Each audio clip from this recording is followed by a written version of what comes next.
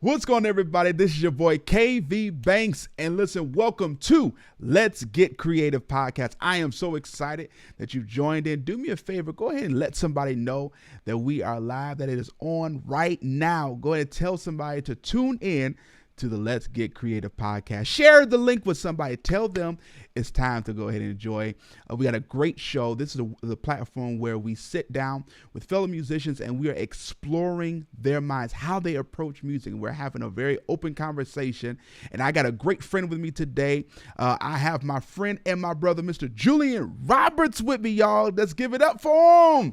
What's going on, brother? You doing all right today? Yes, sir. Thank you for the blast. Yes, I felt like I'm in a stadium. Hold on, wait, hold on. Here it is. Here it is.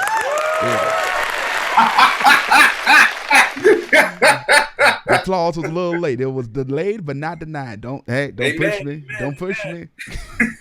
I might. All right. You doing all right today, my brother? Yes, man. I can't complain. You know, God is good. I'm just making it do, adjusting to the pandemic. But you know, we're yet still alive, yet still working, yet still staying busy as best as we can. Yes, sir. You know, being a musician in this pandemic, it has, for some people, they ain't really make it through. You know, they ain't know what to do. But other people, Right. it really pushed them into some new levels. Like, what's your story with being a musician in this pandemic?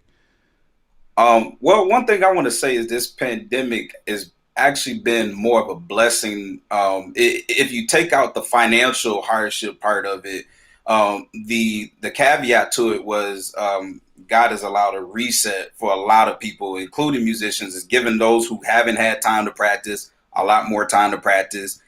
Those who wanted to do more work, a lot of time to do more work. You know, because not every musician is a full-time musician. You know, like for instance, me myself, I do music and then I have a 9 to 5.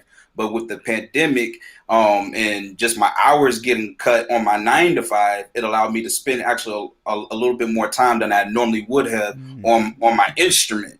And that's been a blessing because now when this pandemic is over, I'll walk through it a better musician, you know, a better pianist, a better MD, you know, just, you know, it gives, I just feel like it's been a blessing if you allow it to be a blessing, and it's a curse if you allow it to be a curse. That's true. That's true. It's all about your perspective, and Yep. I'll say even for me the same thing. Like I've learned a lot of stuff that I've been just sitting on, you know, as far as with production and Yep. learn about, you know, putting in stems and all this stuff, like stuff that just been seen foreign equipment, like learning to make sure everything is wired together. I'd be like, man, I don't Yep. understand this. What's an XLR cord? I don't know.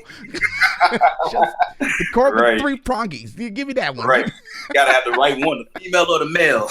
Exactly, but now you understand all of that stuff, and but yeah, it's been a great opportunity to really sit down and learn and grow, and that's kind of where this concept came about, where I'm saying, okay, I'm coming up with all of these different ideas as far as with music, but now I want to see like some other musicians and what they do and how they would approach something, even for like, because everybody has a different background. Like I've seen you, like you've been, you know, you're playing around, like because you come from Milwaukee, right?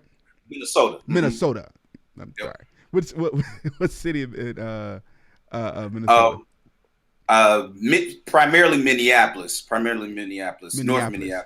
Okay, but I remember one day I was watching video of Javante Patton, "Great Are Yeah, You good Lord," and they panned over to the Oregon.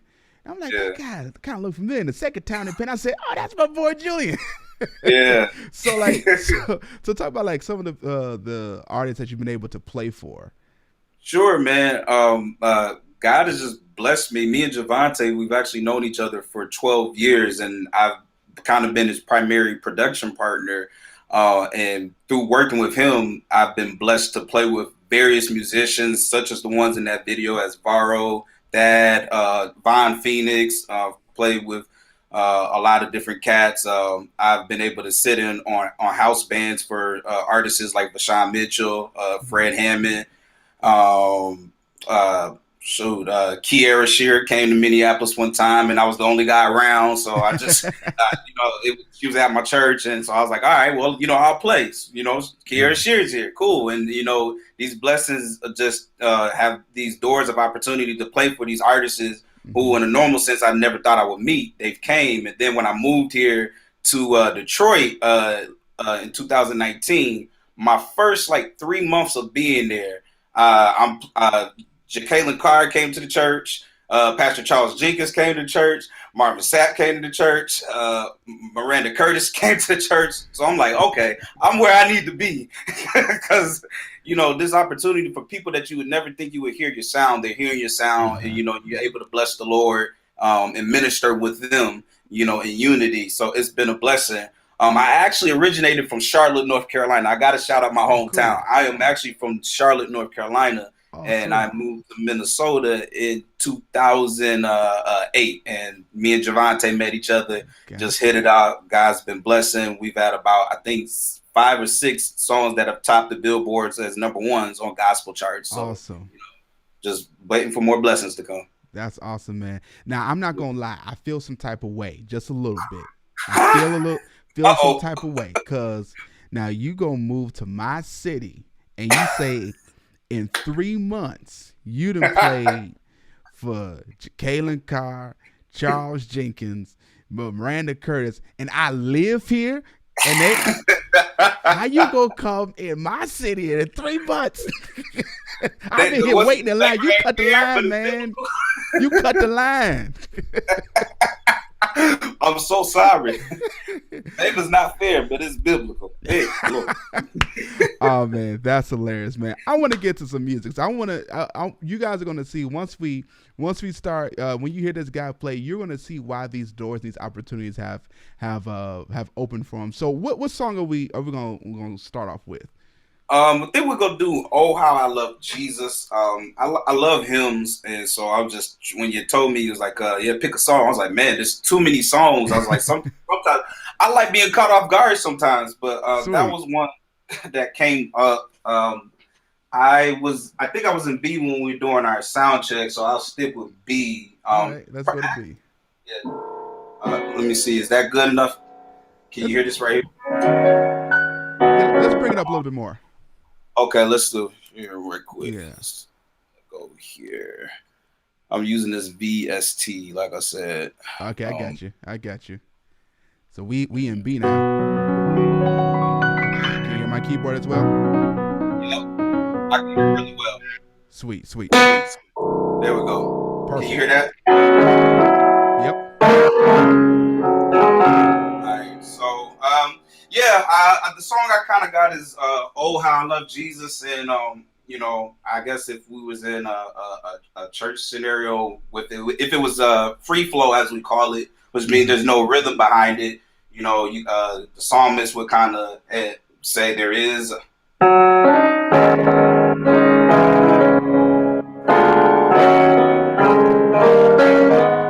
kind of clipping. Yeah, if you got to turn it down a little bit, you can. Okay.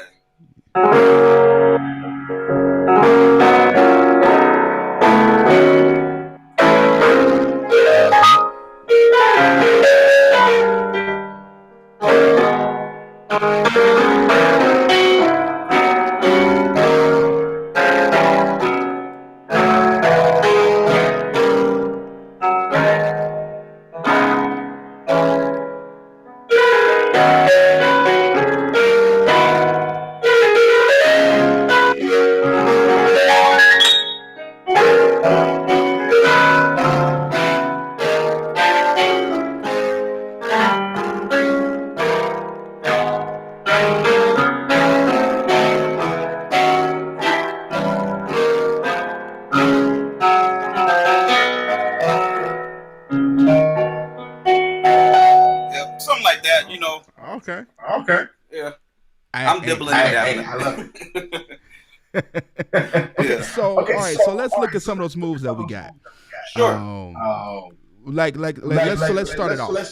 So we're getting ready to go into the song. How are you introing your soloist? I normally will kind of start on the five of the Mm-hmm. song because you call it pivot or leading tones because it's leading you to where you're gonna go. So if you know where your singer is or you're familiar with the person that's doing the song, you want to already set them up so that they're not trying to find anything. And that's one key thing about accompanying singers or just in general playing in open settings. You want to set it up to where people can identify what you're playing. So it's always cool to have your own chords, but always make sure you play the song for the song first and then add in everything else that you can have. So if I'm going to go there, I'll kind of, if she tells me, let's play Oh How I Love Jesus, I'll give her, kind of give her something like that. You can do something like this.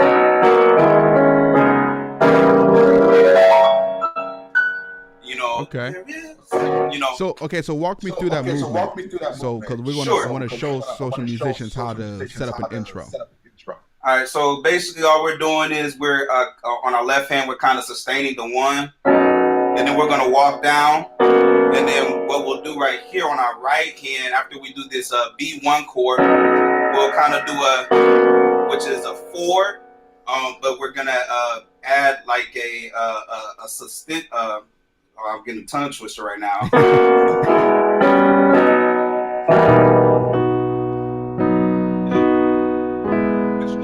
Put a B flat in that B. So add the 7 in there. So got that right there? Yep. So you go B major and then add the 7 to give it like that. Yep. You say you went to the 4? Yep, to the 4, and then give it. Then we'll go to this minor 4, which is that church chord that we all love. Yeah. And then go to our 1, which will be our second inversion 1, and then you'll do this E diminished on top of that 1 to end it off. You said E diminished. And it'll actually be E like a full diminished, but they call it minor major 1. So you got your regular 1 right here, but instead of that full diminished, you'll give that 7. Yeah. Give it that. Yeah, you say you putting all that over the B, or you're gonna do that over the F sharp? Oh, you put it all over the B because you've already played your 5, so they kind of it's already in their head. Okay, so you went from the 5. So you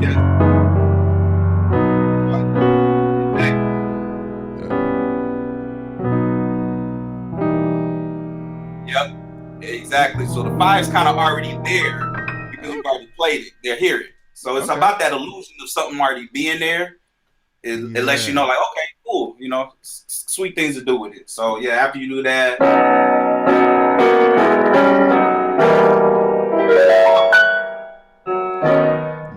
of go to the 1 right there. What's interesting is how even whether you're a musician or not, your ear is already trained to hear certain sounds, and a lot of people don't even realize that the stuff that they're that that they already know, like that. Yep. we already know that the 5 is there. You say we assume that the 5 is already there, so doing this movement here, sorry.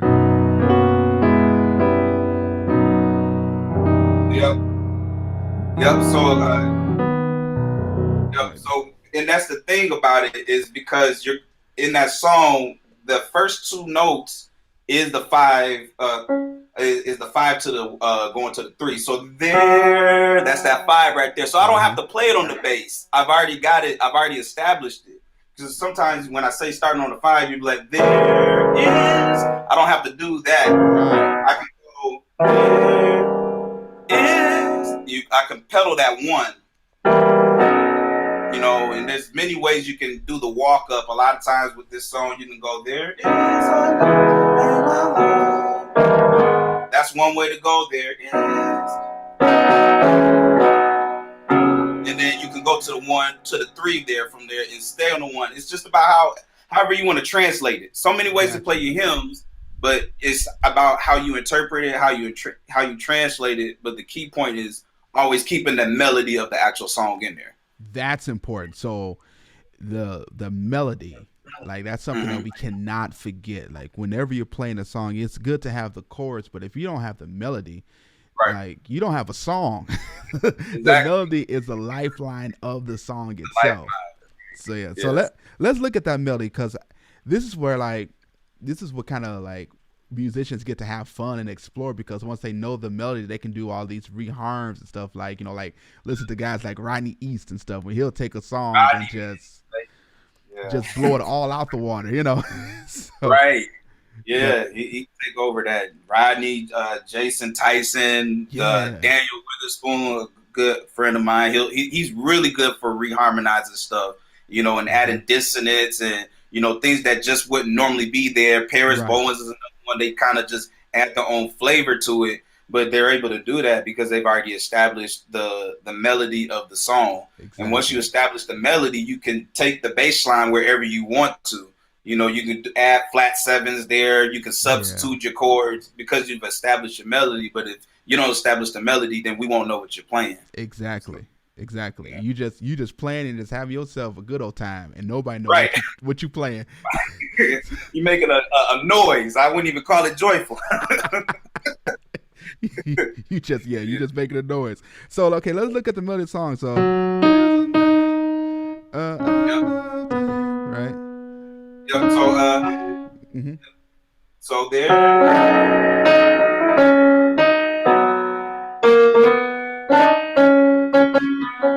So with all of that I just played right Mm-hmm. there, I can go.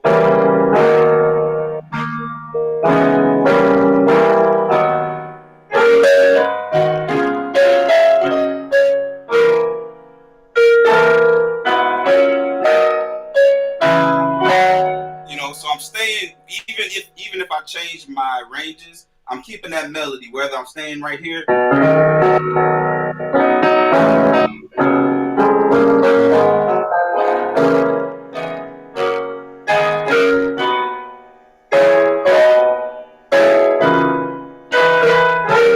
And then I can start adding my voices on top, like Yeah. I'm singing, because normally we would hear, but instead I'm playing, and that give it that upper voice and to give it some flavor.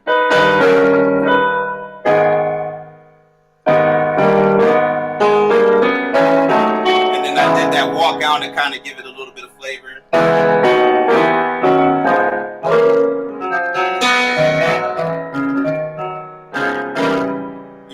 So you play with it however you want to, but keep the melody in there, and then you can change your ranges Yeah. and everything. So that's step one. So you say for any musician that's listening, when you get a song, find the melody. Right. Instead of trying to put in all the chords for it, all the fancy stuff, find the melody, because that's going to determine what type of chords you have available to you based upon the melody. And I've also noticed too, because like a song like this, "Oh How I Love Jesus," you can hear it played in two different ways. Like right now, we're kind of having a nice, almost like a laid back, almost a worship type of approach that we're taking right now. But this can also go very churchy and traditional as well. Right. You Yep. know. And you want to go churchy, we can stay in B, or we can go to a different kid. That it really doesn't matter. Well, Let's. before we take the churchy route, because we're gonna go there. Okay. We're gonna go there. So let's let's stay here. Let's stay in the worship. Let's stay in the worship. Let's stay in the worship. So, because you did some moves leading to that five that I do want to highlight. You said Yep. then you did something taking over to that F sharp. You did something real nice. So like lead me in, coming out of the there is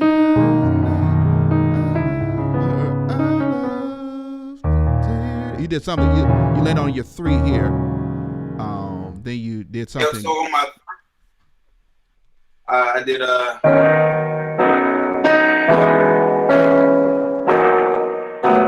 so I'm going 4-3 when I'm going to the Allah. Okay.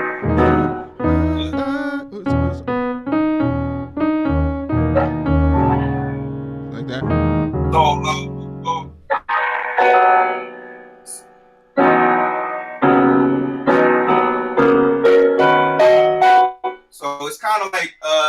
it's adding that color, adding the dissonance. So I said,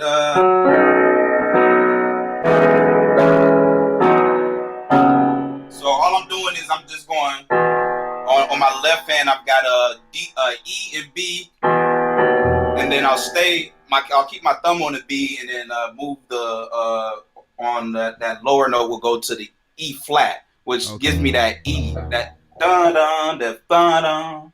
Okay. You know, and what you doing that right hand? And then that on the right hand, I'm just going.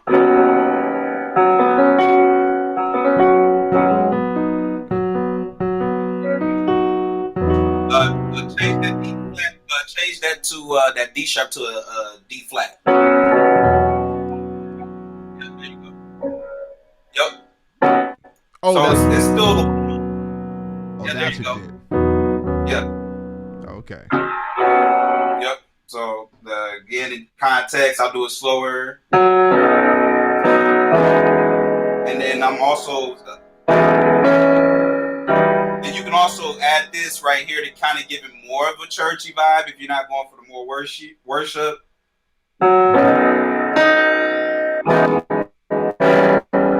Add that drop that A flat down to G. So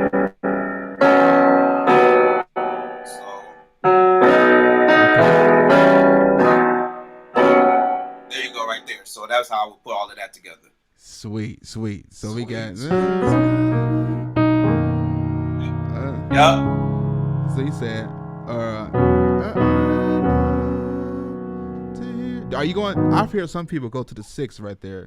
Sometimes they go to the 6. You can go to the 6. So if you want to go to the 6, it would be more on, and it depends on where you're from. That's one thing I'll add a nugget. The way you play your hymns is dependent on the region that you grew up in. Because people in the South don't sing the hymns the same way the people in the Midwest sing them. And I learned that quickly. I came up here learning a certain way to play hymns according to how my mentor taught me. And then I got to the Midwest and like, oh, what are you doing? It's like, we do it like this. Like, well, no, what are you doing? That ain't how it is. And then you'll hear it differently on the West Coast and different on the East Coast. So then the way to kind of solve the problem is learn how to read. Because then you can actually find the real chords. Because all these hymns are in hymn books. So you could go to the 6, go, there is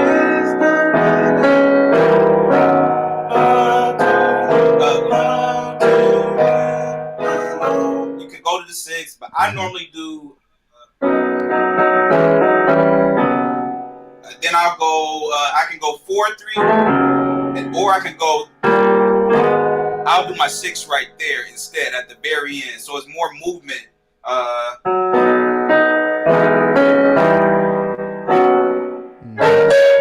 Then I go to my 6. So you went there after you finished the entire phrase. Exactly. Yep. Because it'll be my I'll treat it as a passing tone. I'll treat it as passing tones to give the song more movement. Because one thing you want to do, you want to accompany, and yes, you do want to accompany, but you also want to fill the song up, you know, as much as possible, you know, without overtaking the singer. Exactly. It's just learning your spaces, learning the perfect places to add what you want to go. Because if I do the 6 with the singer, so if she's going there, or if he or she is going,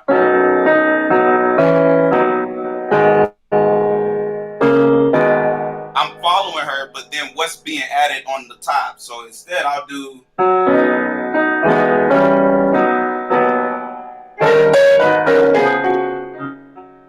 Oh, wait. Okay. Yeah, let's give me that move right there. Going from that 6 to that 5. So we're going.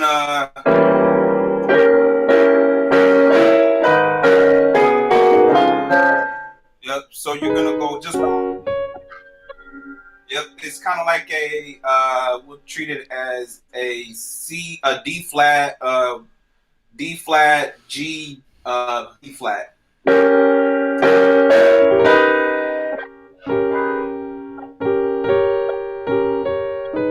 You're doing an inversion of it. Yep, I'm doing an inversion of it. So, and you can kind of grace the notes as you're going. Sure. Yep, there you go. Yep. And he said, where'd you walk all the way down to? I heard that walk down. So then when I'm walking down, I'll add the 5 of the 5, which would be the 2 going to 5. Correct term is 5 of the 5 though, because we're playing the 5 of that 5 that we're going to. And that's how they coincide with each other. So that's all I'm doing right there. Did y'all catch that? He said the 5 of the 5. So instead of saying just a major 2, we're gonna start saying the 5 of the 5. Right. The 5 of the 5. That's how, because that's how the keys. That's how they relate to each other. A lot of times, if you're being literal correct when it comes to theory, the 2 is minor.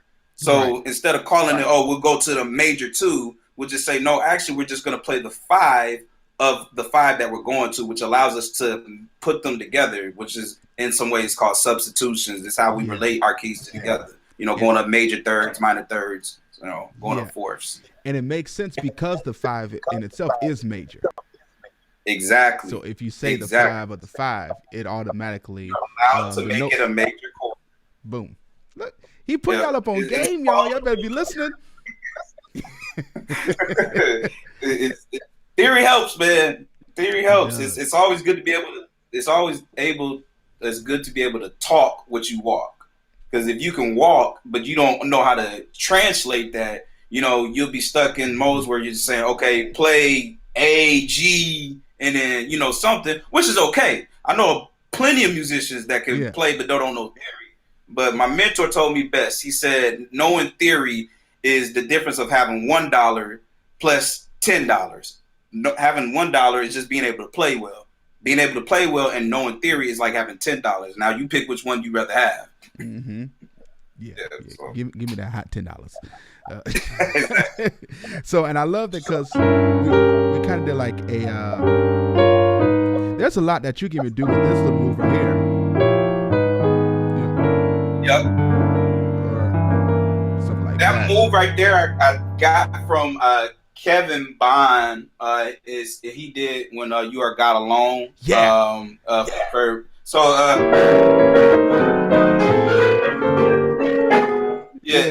I'm doing it in B. So. Oh yeah, I know. You Are God Alone in B flat.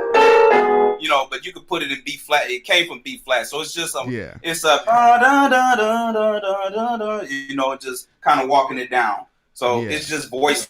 It's about making the voices, and even with those voices, you don't have to play the full chord. You can give. So right here, I'm okay just doing just the 2 notes.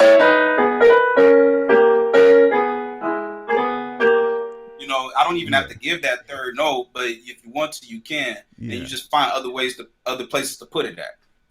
And I know those of y'all that are watching and listening, we both got excited when you said Kevin Bond, You Are God Alone, and so we both started playing at the same time. Y'all I didn't catch none of that just happened. So I'm sorry. We apologize. So the move that we did, that he does in the song we referenced. Go ahead. So you want me to do it in B flat? You are God.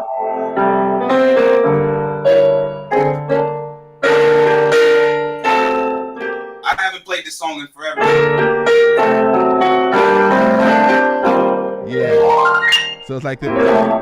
Yeah. That. Yeah. All right. Yeah. There you go. But and it's like what he's playing. It's like it's the diminished chord. So if you look at it theory-wise, it's almost like if you look at it from numbers 1, 7, 6 is what he's walking down the bass. If you're looking at it from B flat being the 1, A being the 7, and then G being the 6.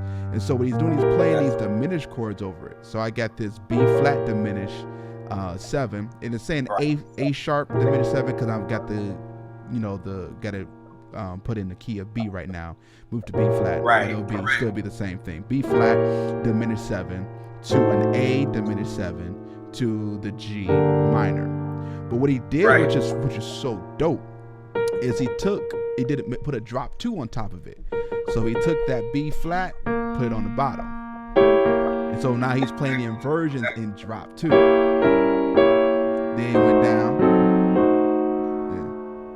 Yep. You know, sometimes I like putting that E there. It adds a different But that color. that's West Coast though. That's West Coast. They adding those different notes that weren't supposed to be there. Just get Yeah. The augmentation is what they would call it. When you augment that note, that it would be normally be a B, but when you a B flat, but when you add that B, it adds a different flavor to it. Absolutely. But yeah, essentially that's the type of movement I'm kind of doing.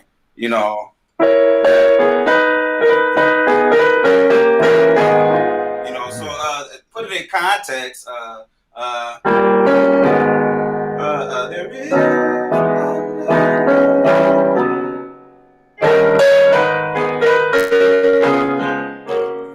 Then that's how I got to it. Yeah. That's beautiful, man. I love that.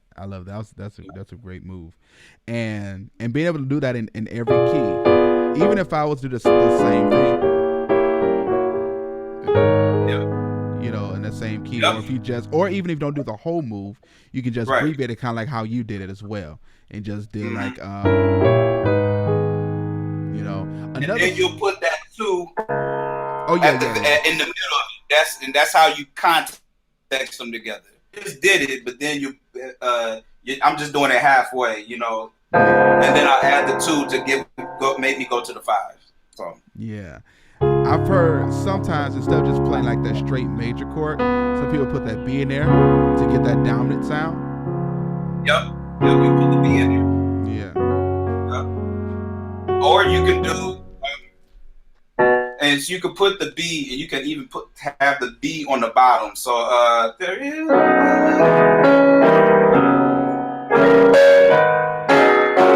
You can do it kind of like that.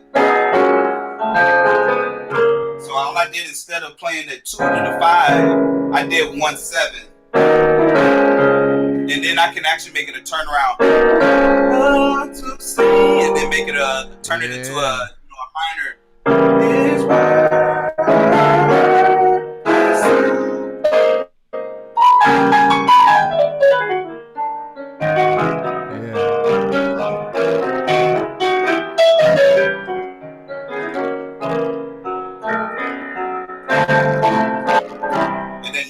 Do whatever you want. Excuse my mistakes. Man, no, you blessing us, man. You blessing us. I'm loving it. All right. So you just unloaded a lot right there in that. Sure, in that let's moment. talk about it. Yeah, let's talk about it. Yeah, that's what the show is called. Let's get creative. So you went. You said you did it sound like. Yep. So instead of going 2 to 5, which is that 5 of 5, which I said earlier, another way you can approach the song is going 1/7, and it's another. You mentioned people go to the 6, where there's a lot of ways to get to the 6. You can get to the 6 going 2 to 5, 3/6, or you can go 1/7, 3/6. It's just however you want to interpret the song, as long as you got the melody. I can do all of those different things, So I did, and this is just running some force. So on my let's do the left hand. So on my left hand, I'm just doing a B and a F sharp, which would be your 5th perfect harmony, and then I'm leaving the thumb there on the F sharp. Yep. Yep. Gotcha. And then on my right hand, I'll do B flat and E flat. Yep. That's it's not a big chord, but it's something pretty. It really is. I love this move. It's one of my favorites. Yeah. Now, okay, can you explain? Because we say, okay, we can go to the 7, but how did you think to say I can go to the 7 instead of doing the 5? Like, how did that make sense to you?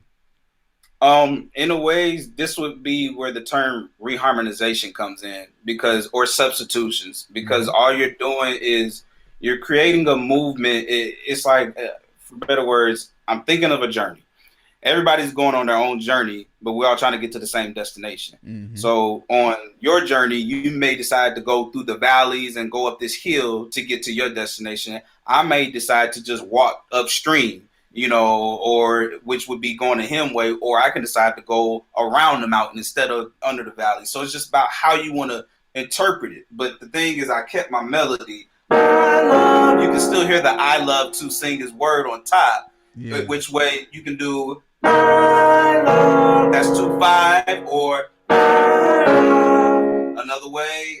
Then you go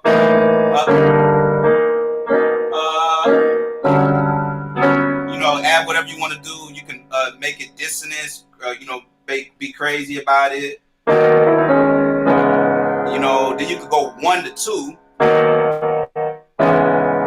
There's another way to do it instead of going. So I just gave you 3 ways to approach it. The first one would be 5 of 5. That's the first way, 5 of 5. Or you can go 1/7, which would be the turning around to go to the 6. Or you can go 1/2.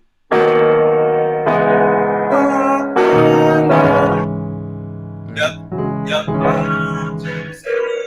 And then you can go to 5 later. Yeah, okay. Yeah, exactly. So many different ways to do it, just as long as I got the melody on top. And I'm really just showing basic ways. I haven't even got, crazy with it. But those are basic ways to kind of just say, all right, do I want to play it like this today? Do I want to play like that today? And then adding rhythm will even change how you approach it. This is just free flow. So yeah. So okay, so let's take it a little further. Let's get crazy with, as you said. So we got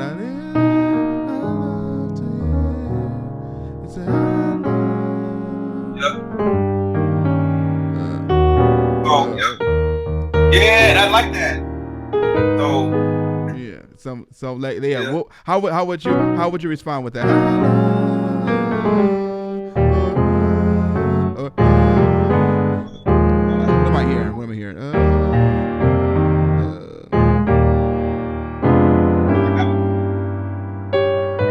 Something like that. Yeah, like a walk up. Okay. Something like that. So something like that. I would go.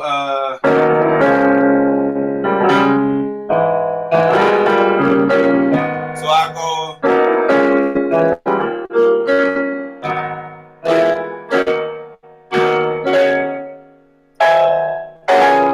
So you can add stuff.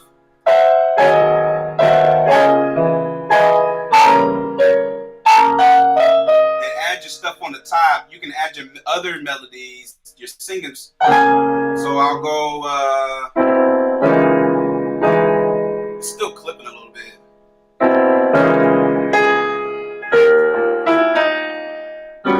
And then you add that kind of right there. What was that? I heard that. I did.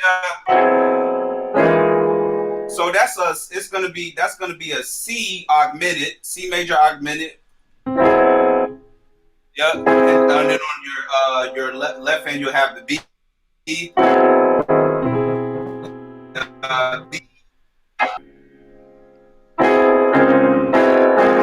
Say that one more time. You kind of got choppy.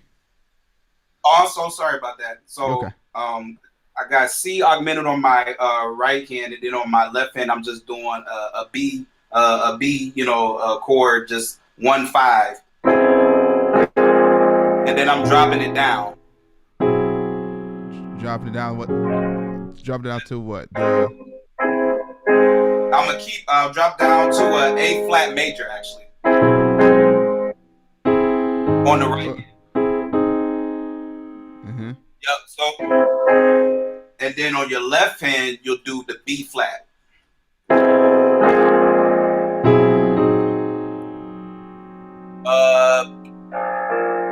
Take the F sharp out. Take the F sharp out. Okay. Yep. There you go. Yeah. Leave the bottom open, and it kind of gives you that turnaround that we kind of discussed earlier. And then that you can kind of do something like that. So in the contact,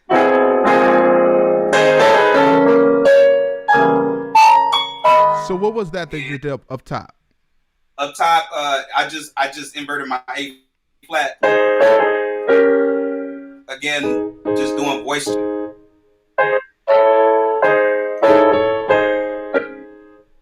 Yep. Yep. So you're just doing A flat to A. Going A flat to A, then the A flat, and then you bring in that G diminished. Yep. Okay. But open it up. Yep. Take the E out. Okay. Oh, like this. Yep. Yep. Exactly. So that's all I did up top. It's just learning how to add color to the open spaces. So if I'm singing, I can't sing at all, as people probably know by now. So, yeah. So I'm going. It's like music.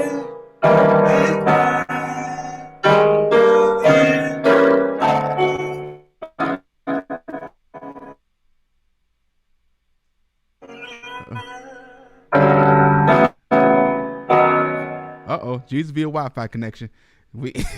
Oh no! The Wi-Fi went out. No, yeah, we've got you back now. Okay, I'll go over it again. Maybe it's my Wi-Fi. The devil's a liar. So again, I'm doing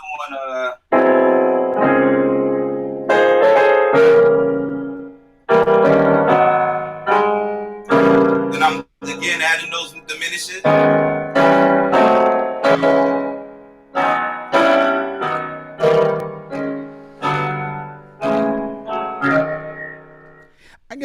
I guess what I want to know is when it comes down to like these moves, are these movements that you just saw another musician doing and that you picked up from them, or is this something that you kind of, worked out on your own, just in your own personal practice time? Like how did you come about to know you could do something like that? Like where did that come from? Oh, it comes from both. It comes from figuring out using your ear, developing your ear. But then everybody has some type of influence. Everybody has some type of inspiration. You can hear the inspiration in a song that don't even have nothing to do with that song. Earlier we talked about how You Are God Alone. I use that to kind of do a certain type of movement. So I don't know where I got that one from because there's too many songs to even think of. But it's taking the time to sit down and learn how to make your ear your own. I think one thing I've been blessed with is because I've moved in so many different places, it's allowed me to hear so many different regions and styles of playing. They say East Coast is more of your bebop, your jazz. South is more of your, gritty blues, hard church sevenths and everything. Detroit and Chicago is in a league by itself. Then Midwest has its own sound, and West Coast has their sound, which is just like butter. And then you got Texas as well. Let me not forget them. And so it's just about, because I've been able to live in different places, I've been able to hear different ways to approach songs. And I think that's what's helped me to kind of like say, okay, here I'll play it like I was if I was in a Southern church. Here I'll play it like if I was in a Midwestern church. Here I'll play it like if I was on the East Coast. It's about influence, inspiration, but also development. That's good. That's good. Because it's like I know with like some musicians, they're trying to figure out. I'm getting a little echo. Feedback coming back. I don't know it's coming from. Is it still there? I was just hearing myself. Yep, I'm good. I'm good now. Yeah, I was hearing me talk back to me. I was preaching to myself. But no, like I know, huh? Sometimes you got to encourage yourself in the Lord. Yes, sir. But like I know a lot of musicians try to figure out like, okay, how are these guys doing this, and how are they able to just start unloading like this? Like where are these chords and ideas coming from? Because like we'll look and say, okay, the diatonic triads, this is what I got. There's some people that's watching right now that say that's where I am right now. I'm with the diatonic, triads, that's where I am, and I'm trying to figure out how to bridge from here to this other stuff that I'm hearing. And you talk about one kind of expanding on your ear and being able to listen to other people. Like my mentor, he would do this where he would sit down on the organ and our lessons, he was giving me a lesson on something, and it's like he would play like a whole concert, and then he'll get up and say, now play it. I'm like, what do you mean now play it? I don't even remember my name, let alone what you just did. Right. Yeah, I remember those days. So, yeah. I remember those days. But what I realized is that over time, like, it would click. I didn't realize that it would click, and I didn't understand it at first, but it was like I would be down play on the organ, I would hear something that he did, and it would actually start happening. It's interesting how it happens that way. Our ears are sponges, and really we are sponges. So my mentor did the same thing, and I'm pretty sure everybody has a similar story like that. Somebody teaching us something, like, show me how to play that, and then they just play it. They don't slow it down, but they do that because if you put it in your ear and your brain thirsts for it. So it's going to be trying to figure it out, and all it's waiting. It already knows it's there. All it's waiting is for your hands to catch up. Yeah. So the music is already there. It's just about our hands catching up with what we hear. And a lot of times, we run into brick walls because we lose kind of technique sometimes. Yeah. But as long as you have the vision in your head, you have it in your ears, you can play it. It's just about hearing it. So, a lot of times that's why our mentors would do things like that. The guy that taught me, he was actually from Flint, Michigan. He was from Flint, Michigan. So when he was teaching me, he would play crow, and he was a tall dude, about 6'3". He had big hands. I'm only 5'5". My hands are not huge, so I have difficulties stretching, with the left hands, playing big 10th chords, and doing huge extensions and variations of voices. So I have to cheat and be like, okay, well, instead of doing that, I'm gonna do this because that's all I can do, unless I'm gonna break my hand. Right. But because I could hear it, it allowed me to figure it out. Yeah. And it stayed in my head. We heard something we liked, and we wanted to figure it out. That's typically how it kind of goes. That's how we become musicians. We hear the music, we like the music, now we want to learn the music. That's it. Man, this has been good. This has been good. I kind of want to go into some more, but I don't know if we can handle it. Cuz I'm loving this. Like, okay, I'll do this. Let's end with this. Let's end with this. So we didn't came out,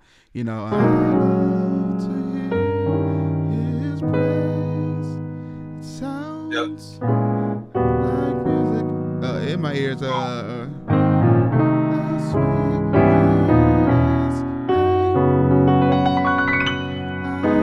right there. Yeah. Okay. What you gonna say? That right there, a way to kind of the sweetest name. After we've done that, it sounds like music in our ear. Yeah. The sweetest name can be that. We can do that walk up. We can go to the 5, but another way I've approached it is the let's go.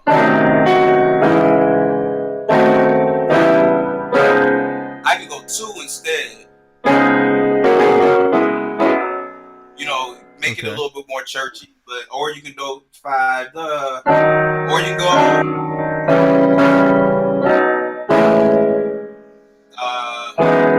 Or you can walk it down from the.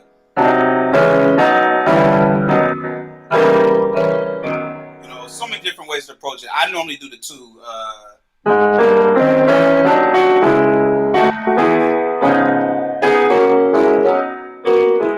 So let's end with that breakdown of that last movement. We say going to the 2. Like you did like it sounded like you did a walk up. It's like a major walk up, and all it is.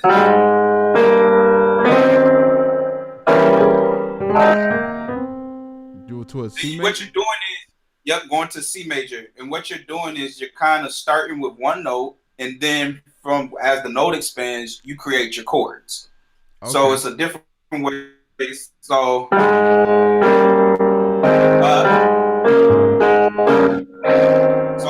I'll start with one note.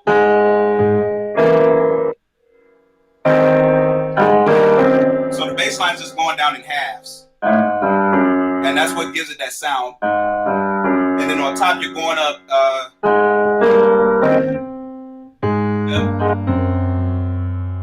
So you already have half the sound right there. Now all it is just adding the inside of it. And okay, so what's on the inside? What we got inside of this? After we got as soon as I drop down to that G, I'm already starting my chord up here. So on the top, I'm gonna already have the G and the B flat. Yeah. There you go. So then I'll add the E flat. There you go. And then after that we'll go minor. Kind of like minor what? Like it's let's call it a B minor, B flat minor. I'm sorry. No, actually B flat diminished. Just invert it. Like this. So, on your left hand you'll do E and you'll do B flat and then you'll do D flat. Yep. You're leaving it open. Yep. So that way it doesn't sound muddy. It doesn't sound muddy if you do it like that. Now it sounds more open. So again, I'm starting. Okay. Yep. So again, I'm starting with one note. And then I'm starting to just add the chords in between.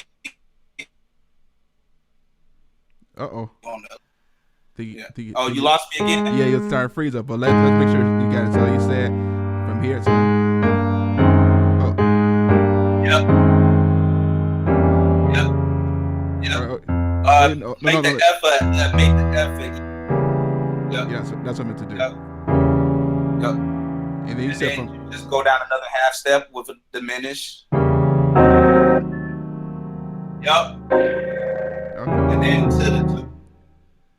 Oh, to the 2. Yep. Are you doing this too? You going doing a churchy that churchy sound too? You can add that.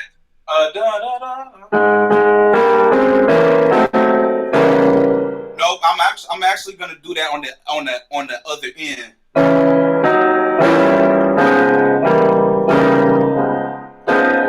I'll add it on the other end of it. So you did the 5 of 5. So that's what you're in when you get into the 2. Mm-hmm. See, we were learning. We learning new terms. 5 of 5, y'all. So all right. So it's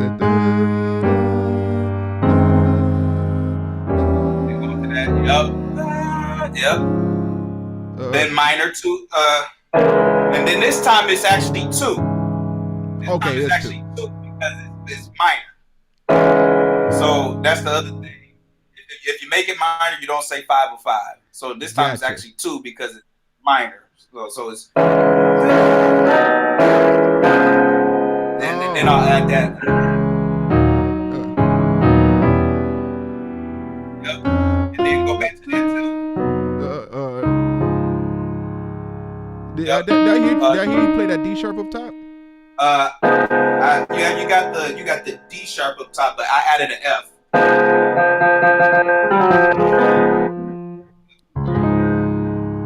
Right.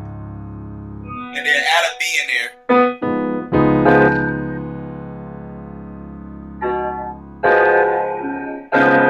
And then you just on your bass hand, I'm just doubling the bass. A lot of times I'll just double the bass. Yeah. Yeah, okay. Yes, sir. Man, this has been good. This has been good. Amen. I hope I can help some people out.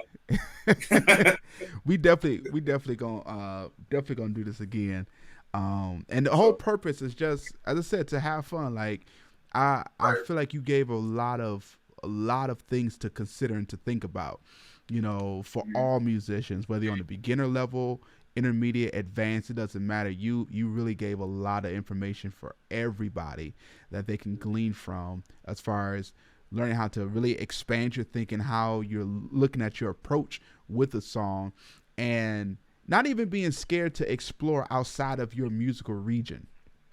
Right. Because we all, we always talk about, the New York sound, the Detroit sound, the Chicago sound, right. The West Coast sound, Southern sound. We hear these terms, and a lot of times we'll kind of box ourselves in with saying, Mhm. hey, well, my sound's the best sound, and so what I do is how it's supposed to be done. But there's a lot Yeah, that you no can such learn.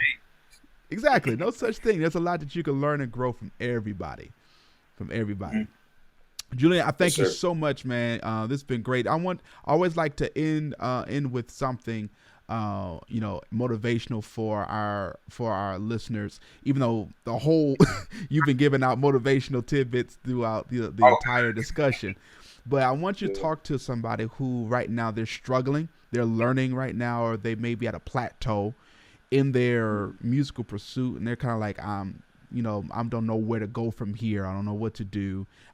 They may be considering giving up on music. They love it, but it's like I don't know how to move past this hump that I'm at. What would you say to that musician who's struggling right now to grow and to learn, and want to be able to start playing like how you are now? I'm gonna give a quote that Daniel Witherspoon gave to me one time. He said, "Always overdo the details." And I'm saying this is because when we find ourselves in brick walls, it is because sometimes our foundation is not solid enough for us to jump from there. We sometimes we try to run too much before we've actually learned how to walk.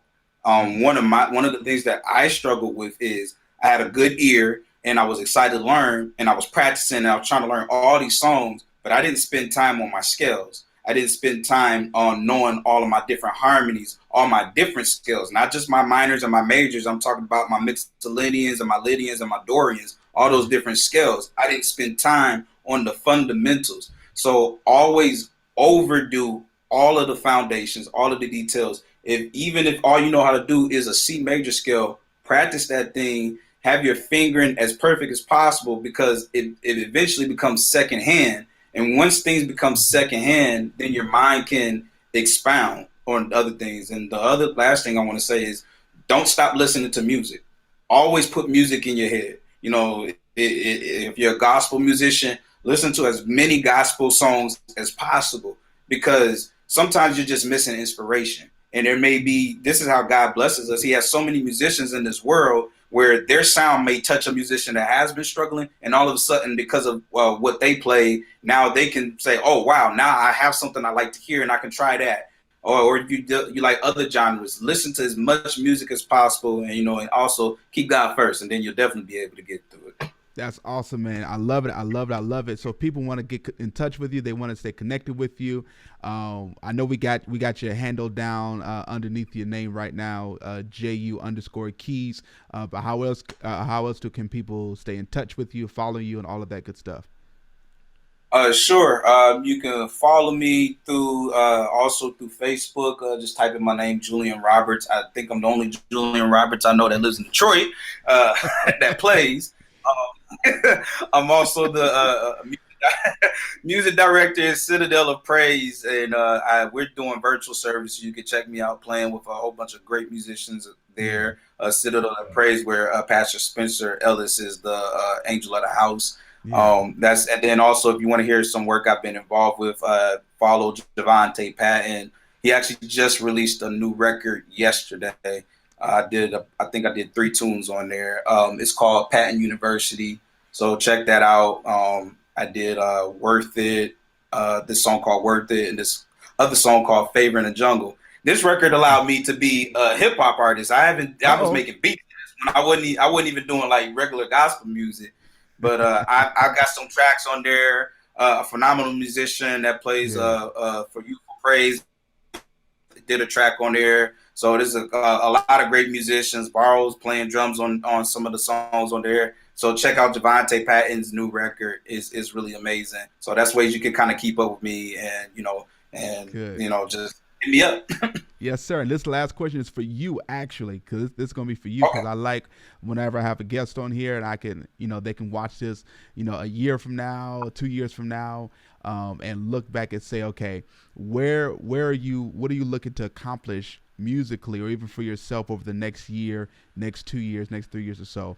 What are you looking to Right. accomplish so that when you watch this video again in a few years from now, you can say, hey, I'm glad I actually did this. Look how much further I'm along I am. Right. One thing I'm looking to accomplish is just retool everything that I have learned, be better at the things that I've learned, be more consistent at the things that I've learned already. Just fine tune them. A lot of times, musicians that go on the brick walls is, like I said, they don't fine tune what they already have. You know, you want to sound like Corey Henry, but Corey Henry been playing since 3 years old, and then he been just doing everything and practice, learn songs, learn songs, learn songs. So that's one thing I want to do is just Mhm. refine the tools that I already have, and Yeah. hopefully God opens more doors for me, as I keep going. Yes, sir, man. We definitely gonna have you back. Thanks for rocking out with us, man. We're gonna have you again real soon. All right. I appreciate you, man. God All right. bless. Thanks a lot, man. All right. I get see you guys next episode of Let's Get Creative. Peace.